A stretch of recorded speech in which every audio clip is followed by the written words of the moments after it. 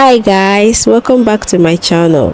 So on today's video we are going to be looking at how to wash bitter leaf onubu. And bitter leaf has a lot of health benefits, which when taken as a tea or when eaten as a vegetable in a food can be so beneficial. So today let's look at how to wash bitter leaf. So the first step, after plucking the bitter leaf off the stem, is to take it outside and wilt it under the sun for like 10 to 20 minutes, or depending on how hot it is, the weather is, because here is still summer in the time I was making this video, and mine didn't last so much longer, and by the time I knew it, it was already dried this way. So you might not want to dry yours, allow yours to be this dried. So because of that, I have to soak it in the water for some time before I started washing the bitter leaf. So I don't know if you've washed bitter leaf before, but if you did, you would know that bitter leaf takes time to get washed. It takes time to remove the bitterness of the leaf.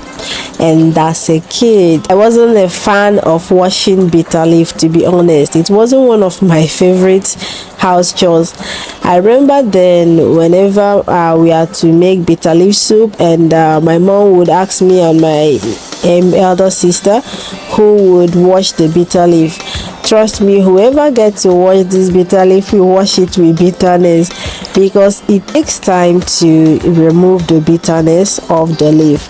So sometimes you have to wash it for like 7 to 10 times before it gets good. So at interval, we would take the bitter leaf to my mom to inquire from her if the onuba chana, if the bitter leaf is already done. And sometimes she can exaggerate and tell you that you are far from getting it done. So it's quite discouraging, honestly.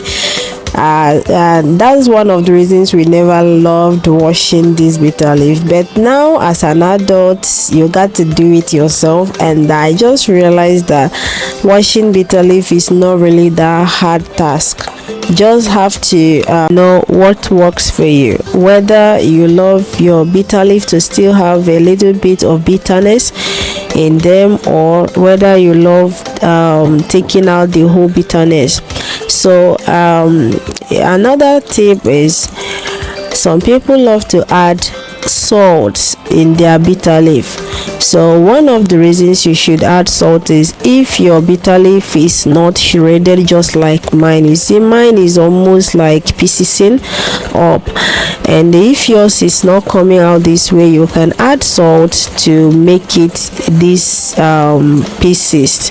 And then some also add red oil to control the foam that is coming out. And also you can also add edible potash to make it softer and also gets it washed faster. So you just have to keep washing the bitter leaf until the water is clear and foam is no longer coming out. So just like I said before, it depends on how you love your bitter leaf. So here I am going to stop here and just give my bitter leaf a last rinse, and then that's it. The water is already clear.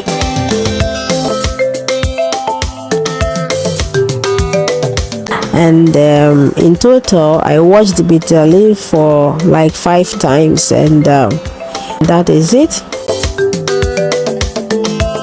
So I will have to squeeze out the water, make sure that I squeeze out all the water from the bitter leaf before putting it in a Ziploc bag.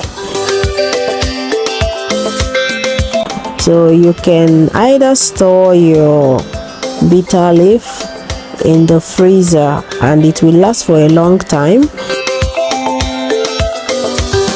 or you can dry it. You dry it, make sure it's very dry, and store it in a dried form. So, but as for me, I prefer refrigerating my own, putting it in the freezer. It keeps it more fresher than drying it in the sun. So this bitter leaf is actually a shrub plant which is mainly grown in the tropical Africa. It's a herb also, and the leaf serves as vegetables for many people, and in my place we call this bitter leaf onugbu. So tell me on the comment section what you call the bitter leaf in your country or in your region. Do you use bitter leaf to cook also, and what dishes do you guys use it to prepare? So let's learn together, okay? So guys, thanks for watching today's episode, and please subscribe and like the video so that you will get notification when I post again. And trust me guys, I still have a lot of recipes to share on this channel, so stay with me, and thanks for watching. Bye bye.